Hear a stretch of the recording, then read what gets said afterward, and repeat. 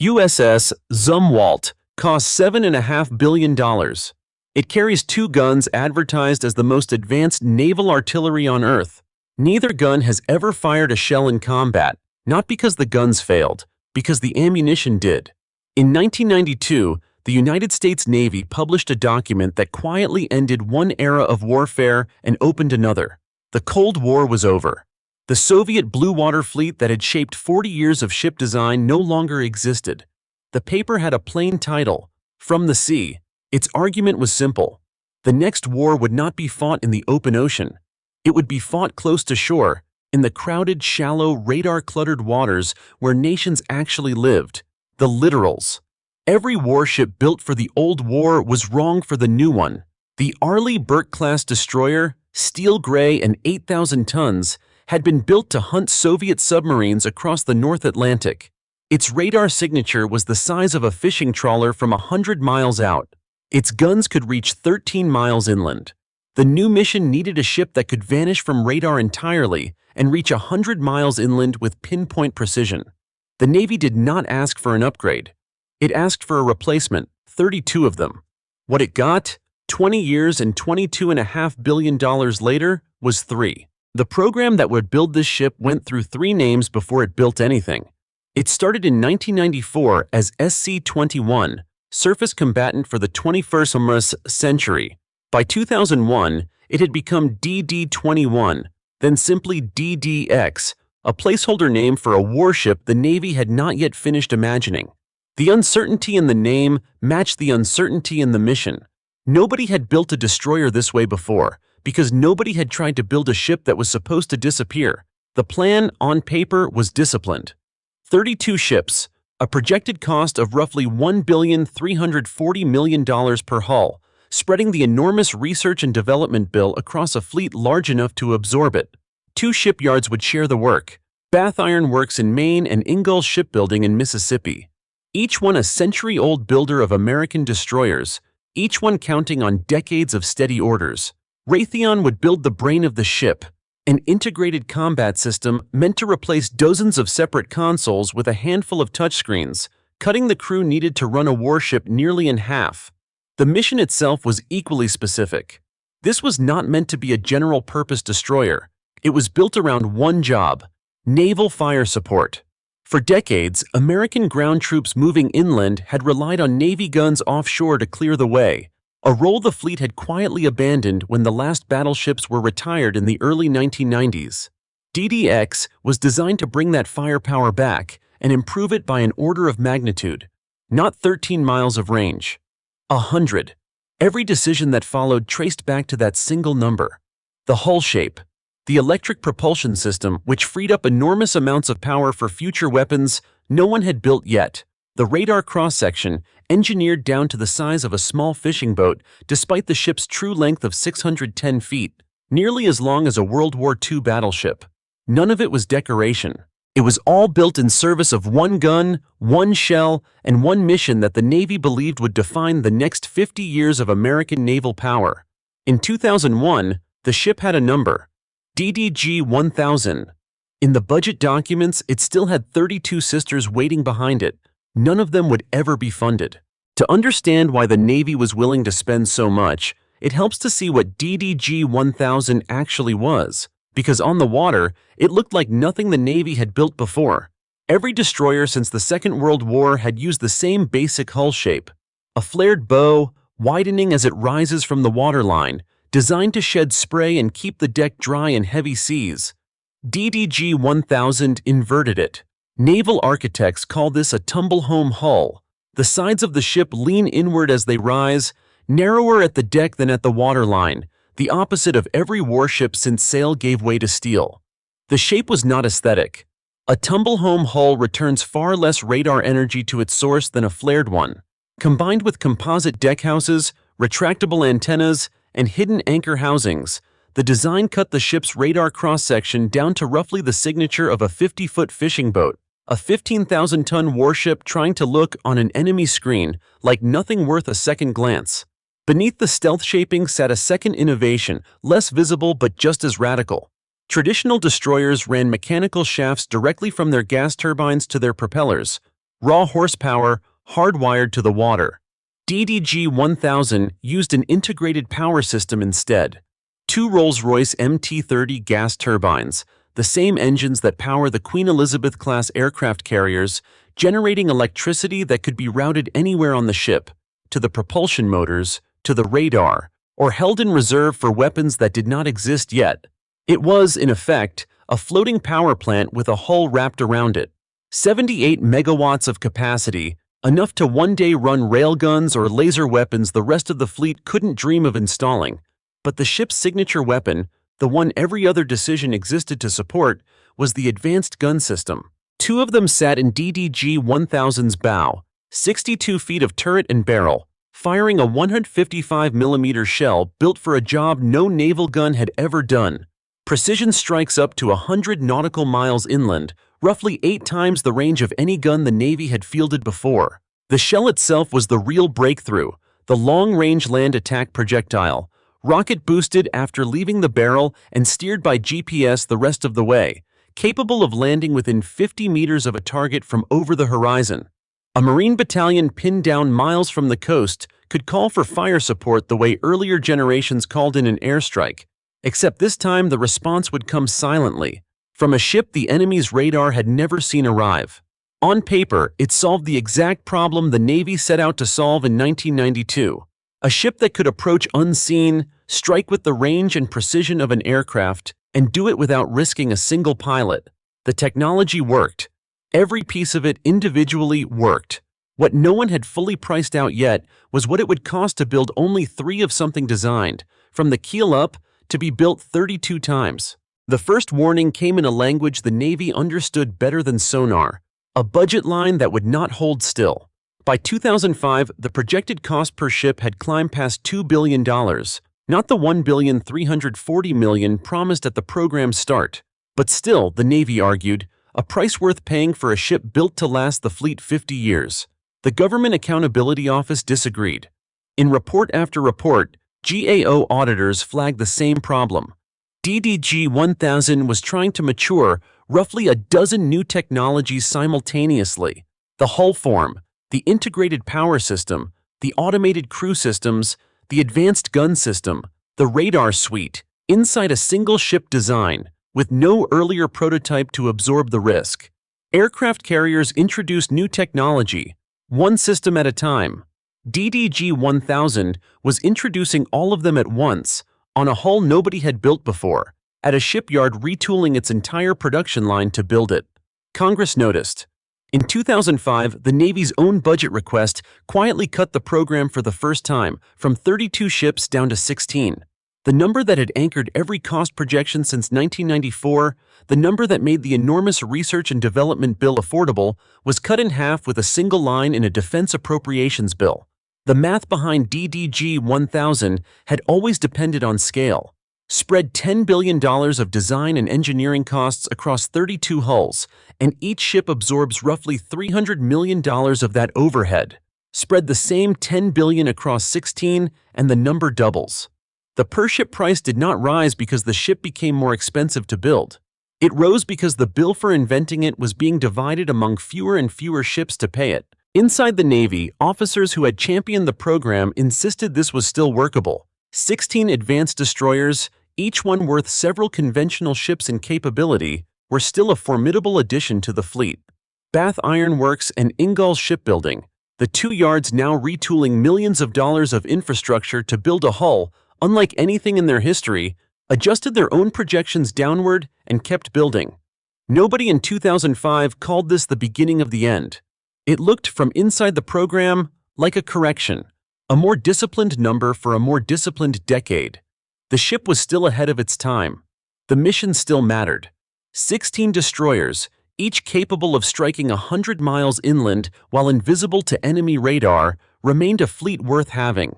What nobody in the room fully reckoned with was a piece of federal law that had been sitting quietly on the books since 1982, waiting for a program exactly like this one.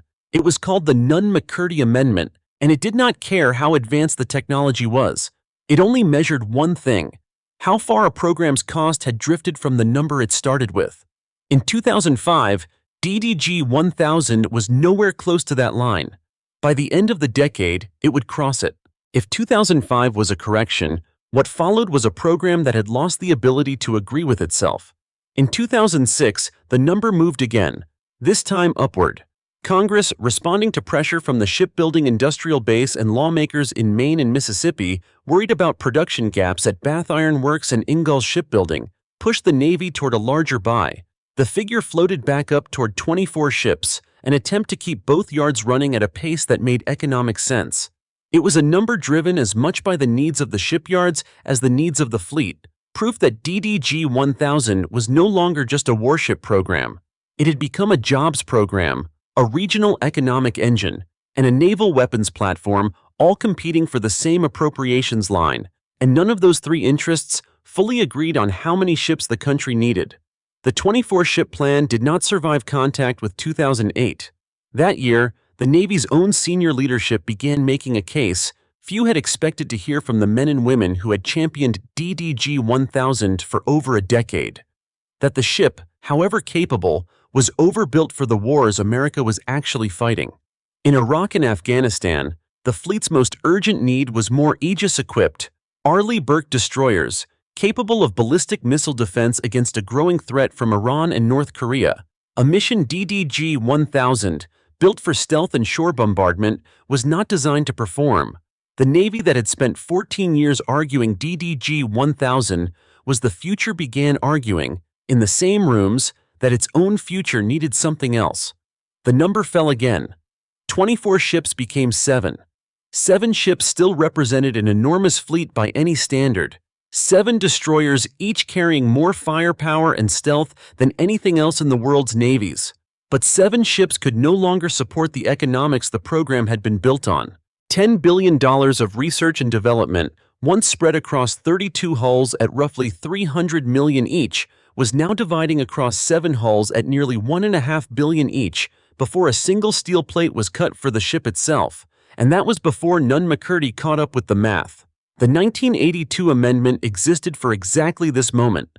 Any defense program whose per-unit cost grew more than 50% beyond its original baseline estimate would trigger an automatic review and risked termination unless the Secretary of Defense personally certified it as essential to national security. DDG-1000's original 2001 baseline had priced each ship near $1.4 billion. By 2008, with the fleet cut to 7 and the overhead divided among them, the per-ship cost had blown through that baseline by a margin the law was never meant to tolerate. The Navy did not wait for Nunn-McCurdy to force the decision. In 2009, it made one first. 7 ships became 3. Not a gradual trim this time, a collapse. 3 ships, the minimum number the Navy determined it needed simply to preserve the industrial knowledge the program had built, to avoid writing off a decade of engineering as a total loss. The remaining Arleigh Burke production line, the ship DDG-1000 had been designed to replace, was reopened instead. The destroyer built to end the age of the Burke-class had, in 5 years, been reduced to a footnote alongside it, 3 advanced hulls trailing behind a fleet of the very ships they were supposed to make obsolete. 32, 16, 24, 7, 3, 5 numbers in 5 years. Each one a different Navy trying to answer the same question and never landing on the same answer twice. The cut to 3 ships should have been the end of the story. It was not. The program's deepest irony was still waiting inside a warehouse of unresolved math. The same math that had shrunk the fleet from 32 ships to 3 was about to do the same thing to the very weapon the ship had been built around. The advanced gun system was never meant to fire an off-the-shelf shell. It fired one projectile, and only one. The long-range land attack projectile, a rocket-boosted, GPS-guided round designed from scratch to reach 100 nautical miles, a shell that did not exist anywhere else in the world's arsenals because no other Navy had built a gun that needed it. Designing a shell like that carries its own fixed research and development cost, separate from the ship, separate from the gun itself, the guidance electronics, the rocket motor, the testing ranges, the production tooling. In 2001, the Navy priced that investment against a fleet of 32 ships, each one carrying 2 guns, each gun expected to fire thousands of rounds over a service life of decades. Spread across that volume, the math worked. The per-shell cost, while expensive by the standards of conventional artillery, was defensible for a weapon with 8 times the range of anything else in the fleet. Then the fleet became 3 ships. The fixed cost of developing the shell did not shrink. It could not. Guidance electronics do not become cheaper to invent because fewer people will use them.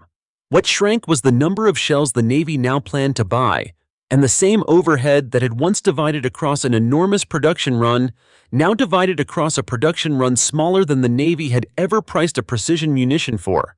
The per-shell cost did not rise gradually. It detonated.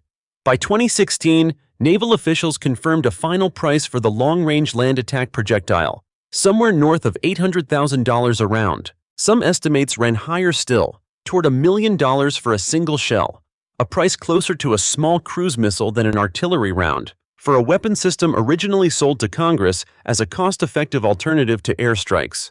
There is no version of a defense budget, however generous, that buys ammunition at that price in usable quantities. A single training exercise, firing a modest number of rounds to keep gun crews proficient, would have cost more than many small nations spend on their entire annual defense procurement. A real conflict, expending hundreds of rounds in sustained fire support, was not a budget line. It was a number nobody in the Pentagon was willing to write down and defend in front of Congress. In 2016, the Navy made the only decision the math allowed. It canceled the long-range land attack projectile program entirely. No shell would ever be purchased for the advanced gun system in operational quantities. The guns themselves, 62 feet of turret and barrel, engineered for a decade, installed on 3 warships at a cost the Navy has never fully itemized in public, became, in the plainest possible terms, dead weight. 2 of them sat in the bow of every Zumwalt-class destroyer, capable of a mission no ammunition on Earth could any longer afford to perform.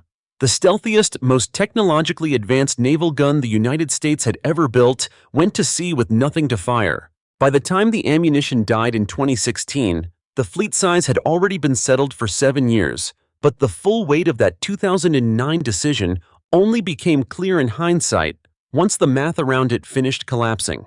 The choice to cut from 7 ships to 3 was never announced as a single dramatic verdict.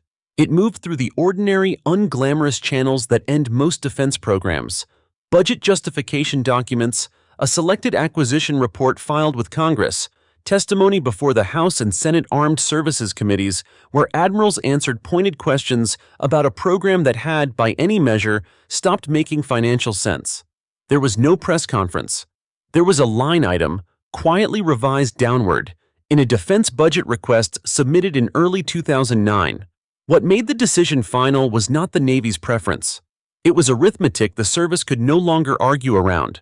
Continuing the program at 7 ships meant absorbing a per-unit cost that had already triggered Nunn-McCurdy review once, with every sign of triggering it again as the shell program's true cost became clear. Terminating at 3 preserved something the Navy considered more valuable than the ships themselves: the industrial base. Bath Iron Works and Ingalls Shipbuilding had spent years building tooling, training welders, and developing manufacturing processes for a hull unlike anything either yard had built before. Walking away entirely, 0 ships instead of 3, would have scattered that expertise permanently, with no guarantee it could ever be rebuilt if a future ship needed it. 3 ships, then, were not a victory.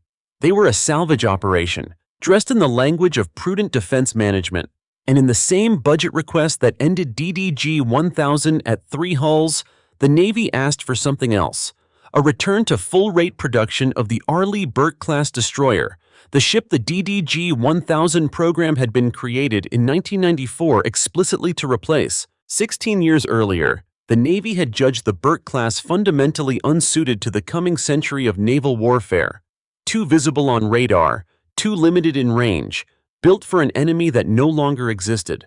In 2009, facing the wreckage of its replacement, the Navy went back to Congress and asked to buy more of the ship it had already declared obsolete. The reasoning was not sentimental, it was operational necessity. Iran's ballistic missile program was accelerating. North Korea's was too. The fleet needed hulls capable of Aegis ballistic missile defense, a mission the low-slung, radar-evading DDG 1000 was never built to perform, because in 1994, nobody had designed a stealth destroyer to intercept missiles. The Burke-class could. It had the radar, the missile magazine, and, critically, after 2009, the political and industrial momentum that DDG-1000 had spent a decade losing. Congress approved the shift. Production lines that had been winding down for over a decade in anticipation of the DDG-1000 era reopened instead. Shipyards resumed building a design first commissioned in 1991, now projected to remain in production into the 2030s and beyond, outliving, by every measure, the ship engineered to make it disappear. 3 Zumwalt-class destroyers would still be built. The keels were already laid, the steel already ordered, the decade of engineering already spent. But the fleet the Navy actually kept buying, year after year, budget after budget, was the one DDG-1000 was supposed to have ended in 1994. The replacement had been replaced by what it was meant to replace. What remained, after 2 decades and $22.5 billion, were 3 ships carrying a weapons system with no ammunition, and a Navy that had to decide what to do with them. USS Zumwalt was commissioned first, in October 2016, the same year the long-range land attack projectile program died. USS Michael Monsoor followed in January 2019. USS Lyndon B. Johnson, the last of the 3, was commissioned in 2024, nearly a quarter-century after the program that produced her had first appeared in a Navy budget document as SC-21. Each ship represented the same paradox: 15,000 tons of the most advanced destroyer technology in the world, built around a mission its primary weapon could no longer perform. The Navy did not scrap the guns. It could not. They were bolted into the bow of every hull, integrated into the ship's structure from the keel up, impossible to remove without rebuilding the vessel from the deck down. So the advanced gun system stayed exactly where it was. 62 feet of turret and barrel on each ship, a monument to a shell that was never bought, occupying the same space and the same weight allowance it always had, contributing nothing. What the Navy did instead was repurpose the one thing DDG-1000 had genuinely gotten right: the electric power architecture. 78 megawatts of generating capacity, originally reserved for weapons nobody had built yet in 2001, turned out to be exactly what a new generation of hypersonic weapons needed 2 decades later. Beginning in 2018, the Navy announced plans to convert all 3 Zumwalt-class destroyers to carry the conventional prompt strike missile, a hypersonic weapon capable of covering vast distances at more than 5 times the speed of sound, launched from vertical tubes that would replace the now useless gun magazines below deck. The conversion was not quick. Removing one advanced gun system and its below-deck infrastructure, then engineering 4 missile tubes into the space it left behind, required years of shipyard work on a hull that had never been designed for this kind of retrofit. Testing slipped repeatedly. The weapon itself, still new, still working through its own development problems, was not ready on the timeline the Navy had originally projected. As of the ship's return to active service, each Zumwalt was set to carry 12 hypersonic missiles, a fraction of the missile capacity of an Arleigh Burke-class destroyer, whose vertical launch cells can carry far more munitions of more conventional kinds, cheaper, more numerous, and battle-tested. 12 missiles on a ship that once promised 32 hulls worth of naval gunfire delivered a decade behind schedule. The ship built to disappear from enemy radar and strike 100 miles inland with a battalion-sized artillery barrage had become something narrower and more experimental. 3 hulls carrying a handful of missiles nobody had fully tested in combat conditions, their original mission abandoned, their original weapons silent, their new weapons still finding its footing. The stealth worked, the hull worked, the power system worked. What never arrived was the thing all of it was built to fire. Add up every number this program produced, and the total tells its own verdict without needing commentary. $22.5 billion spent across 2 decades for 3 ships instead of the 32 originally planned. Divide the total program cost by 3 hulls, and each Zumwalt-class destroyer carries a price tag near $7.5 billion, a figure that places a single destroyer within range of what the Navy pays for an entire Virginia-class nuclear attack submarine, a vessel with fundamentally more strategic capability. A destroyer, measured dollar for dollar, had become nearly as expensive as a submarine built to hunt other submarines across an ocean. The gun tells the same story from a different angle. The advanced gun system itself functions exactly as engineered: precise, powerful, genuinely capable of the range and accuracy it was designed for. What failed was never the weapon. It was the arithmetic surrounding it. A shell whose development cost was fixed the moment engineers began designing it, divided across a production run that shrank by nearly 90% between the day the program began and the day the ammunition was finally canceled. The gun did not fail the mission. The math failed the gun. Was the Navy wrong to try? Here the record is less simple than the cost overruns suggest. The 1992 argument behind DDG-1000, that future naval warfare would move toward contested coastlines, that stealth and precision fire support would matter more than raw missile capacity, has aged credibly. Literal combat remains central to Navy planning 3 decades later. The tumblehome hull's radar reduction principles, the integrated electric power architecture that let engineers route 78 megawatts anywhere on the ship, the automated systems that cut crew size nearly in half, all of these ideas outlived the program that first tested them, informing the next generation of destroyer design still on Navy drawing boards today. What the Navy got wrong was scale, not vision. 32 ships made the mathematics of an unprecedented weapon system survivable. 3 ships made it fatal. Every fixed cost in modern shipbuilding, research, tooling, testing, munitions development, assumes a production run large enough to absorb it. DDG-1000 was designed against that assumption and then built against its opposite. A fleet size collapsed by budget pressure until the numbers that once made sense on paper became, on a balance sheet of 3 hulls, indefensible. The program's failure was never a failure of imagination. Engineers built exactly what they set out to build: a ship that could vanish from radar, strike with unprecedented precision, and generate more electrical power than any surface combatant before it. Its failure was a failure of commitment, a fleet size that shrank 5 times in 5 years, each cut making the previous investment more expensive to justify, until the only weapon capable of firing what the ship was built to fire could no longer be purchased in a quantity worth having. 32 ships would have made DDG-1000 the most significant American destroyer program since the Second World War. 3 ships made it the most expensive cautionary tale in modern naval procurement, and both of those outcomes were built from precisely the same engineering. The 3 ships still float. What the program actually built outlasted the fleet it was supposed to become. Every destroyer the Navy designs now carries some inheritance from DDG-1000, whether the branding says so or not. The Next Generation Destroyer Program, known publicly as DDG-X, begins from a set of assumptions. The Zumwalt program paid $22 billion to establish integrated electric power architecture as the default, not the experiment. Hull forms optimized for radar reduction as a baseline expectation rather than a novelty. Automated systems reducing crew requirements as a design goal built in from the keel up. Navy planners studying DDG-X do not need to prove these ideas work. 3 hulls already at sea are proof enough. What they study instead, with equal seriousness, is how the program that pioneered them nearly bankrupted itself proving it. A case study built into acquisition strategy documents on how not to price a weapon system against a shrinking production run. The advanced gun system itself will likely never fire another shell in U.S. Navy service.